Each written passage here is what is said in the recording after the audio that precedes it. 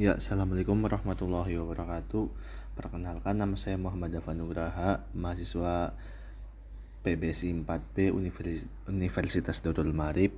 Di sini saya akan memaparkan penggunaan media presentasi dalam pembelajaran, yang dimana ini merupakan tugas dari mata kuliah media pembelajaran bahasa Indonesia yang diampu oleh Bapak UNES. Oke, yang pertama yaitu pertimbangan pelaksanaan presentasi. Presentasi yang efektif merupakan keterampilan penting yang membutuhkan persiapan matang dan strategi khusus. Berdasarkan berbagai sumber, terdapat beberapa pertimbangan utama yang perlu diperhatikan dalam pelaksanaan presentasi, meliputi persiapan materi, pemahaman audiens, desain visual yang menarik, teknik komunikasi yang tepat, penggunaan alat bantu, dan kemampuan menganalisis lingkungan presentasi. Oke, yang pertama yaitu pemahaman audiens. Memahami karakteristik audiens merupakan pertimbangan yang krusial yang sering diabaikan dalam pelaksanaan presentasi. Tanpa kita memahami audiens atau siapa yang akan menjadi pendengar kita, akan sulit untuk merancang presentasi yang dapat dimengerti dengan baik oleh target audiens. Contohnya yaitu ketika kita menjelaskan ilmu ekonomi kepada orang awam, kita sebagai orang yang sedang presentasi tidak mungkin menjelaskan seperti makroekonomi kepada orang yang awam.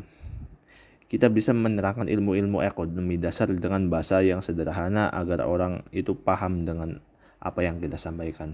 Seperti mekanisme pasar dalam ilmu ekonomi, itu merupakan ilmu ekonomi yang cukup dasar gitu. Yang kedua yaitu persiapan materi dan konten. Persiapan materi merupakan fondasi awal yang menentukan keberhasilan sebuah presentasi. Salah satu langkah pertama yang krusial adalah menentukan topik yang akan disampaikan kepada audiens. Menurut panduan presentasi, memilih topik yang tepat sangatlah penting karena topik yang relevan dengan audiens akan meningkatkan ketertarikan mereka terhadap presentasi yang diberikan. Yang ketiga yaitu desain visual. Desain visual sendiri memainkan peran penting dalam menarik dan mempertahankan perhatian audiens selama presentasi sedang berlangsung. Slide presentasi yang efektif harus dibuat dengan memperhatikan aspek kesederhanaan, kejelasan, dan daya tarik visual. Konten presentasi sebaiknya singkat, padat, dan jelas sehingga audiens dapat dengan mudah menangkap poin-poin utama yang kita sampaikan dan tidak merasa terbebani dengan informasi yang berlebihan dan informasi yang kompleks gitu.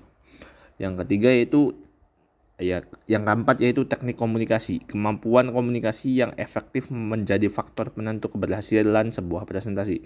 Terlepas dari beberapa baik dari konten yang telah disiapkan, yaitu salah satu aspek penting adalah memulai presentasi dengan pembukaan yang menarik untuk memancing para audiens, yang dapat berupa pertanyaan provokatif, kutipan inspiratif, atau cerita singkat, atau fakta mengejutkan yang relevan dengan topik. Bahasa tubuh juga memainkan peran yang sangat krusial dalam komunikasi presentasi. Sikap tubuh yang positif seperti postur tegak, gerakan tangan yang terkontrol, dan ekspresi wajah responsif menunjukkan kepercayaan dari diri dari seorang presenter yang memperkuat pesan yang akan disampaikan. Oke, yang kelima yaitu alat bantu. Penggunaan alat bantu pada presentasi yang tepat dapat secara signifikan meningkatkan efektivitas penyampaian. Berbagai alat bantu seperti whiteboard, slide, komputer, bagan, dan lain sebagainya dapat dimanfaatkan sesuai dengan kebutuhan dan konten presentasi. Pemilihan alat bantu yang tepat juga harus didasarkan pada pertimbangan tentang jenis informasi yang akan kita sampaikan, ukuran ruangan, dan jumlah audiens. Oke, yang selanjutnya yaitu jenis-jenis media presentasi. Yang pertama yaitu jenis media tradisional. Media tradisional sendiri yaitu visual diam yang diproyeksikan seperti proyektor. Untuk menampilkan materi cetak, proyektor overhead serta slide dan film strip memerlukan pemrosesan khusus.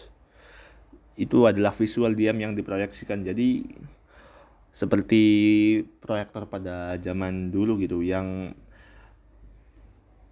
menampilkan kertas print lalu dimunculkan ke cahaya, pantulan cahaya gitu. Yang selanjutnya itu visual yang tak diproyeksikan, meliputi poster, foto, fisik, diagram tangan, dan papan informasi yang memberikan kemudahan dalam penyiapan cepat, namun ini kurang dinamis.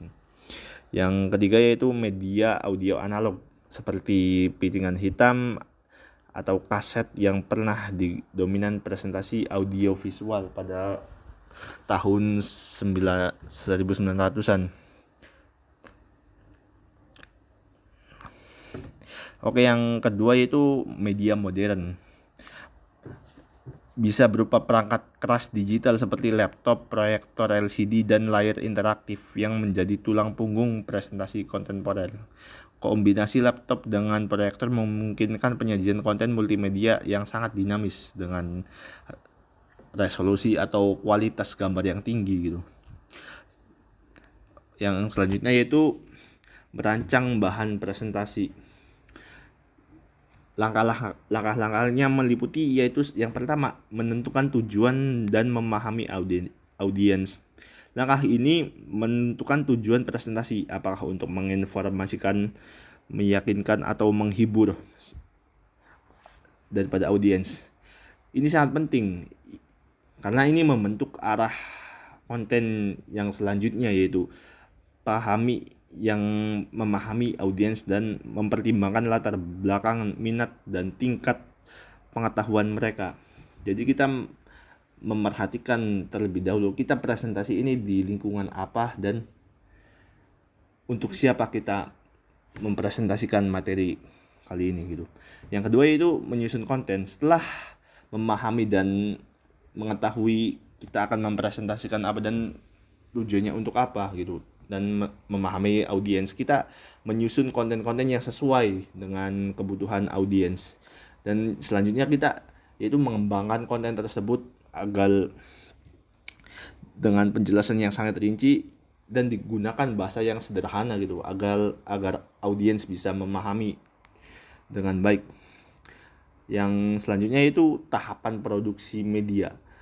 Yang pertama itu persiapan. Tahapan persiapan, kita melakukan persiapan mulai dari segi materi yang akan kita bawakan, persiapan dari segi mental dan melakukan latihan untuk mematangkan materi yang akan kita bawakan gitu. Untuk pematangan materi, kita menyiapkan dan kita juga menyiapkan alat-alat bantu dan mengeceknya gitu. Apakah alat bantu ini berfungsi dengan baik, apakah alat bantu ini rusak gitu. Karena untuk memastikan bahwa tidak ada gangguan pada saat presentasi dilakukan gitu. Yang kedua yaitu presentasi. Dimulai dengan pembukaan presentasi yang menarik. Kemudian kita menyampaikan materi dan konten yang telah kita siapkan pada masa persiapan, yaitu dan kita menyampaikannya kepada audiens dengan menggunakan teknik yang menarik agar menghasilkan interaksi aktif dan menstimulus audiens agar berpikir kritis, dan serta akan terjadinya interaksi aktif antara pemateri dan audiens gitu. Yang terakhir yaitu penutup yang kuat. Seperti kita mengulang poin-poin atau membuat kesimpulan tentang poin-poin yang kita sampaikan gitu.